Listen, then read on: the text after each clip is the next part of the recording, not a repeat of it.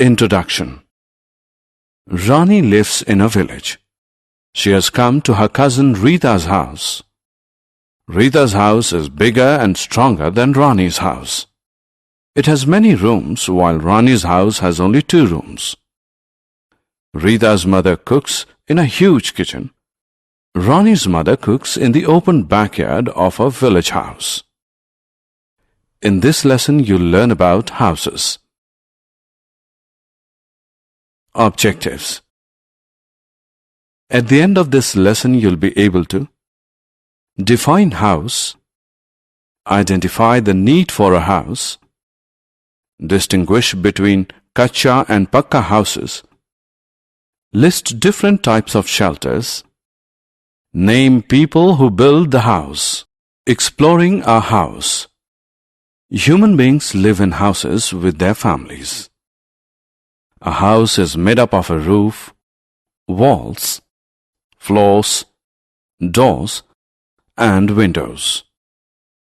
A house is divided into many rooms such as drawing room, dining room, bedrooms, kitchen, bathroom, and storeroom.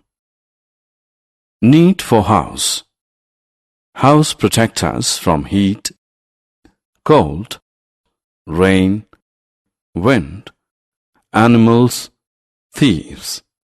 We eat, sleep, work, laugh and cry in our house. Therefore, we all need a house to live in. Types of houses. Houses can be strong or weak. In villages, houses are built with mud and straw. Such houses are called kutcha houses. They are weak.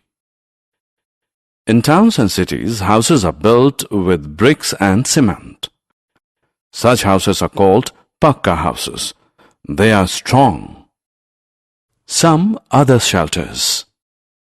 Houses are usually built on land, but they can also be built on water and trees. Water houses are built on boats. They are called houseboats. Tree houses are made of wood. In very cold places, houses are made of snow. They are called igloos. Housemakers. Let us understand how a house is built. First, an architect designs the house. Then the engineers and laborers built the house using bricks and cement.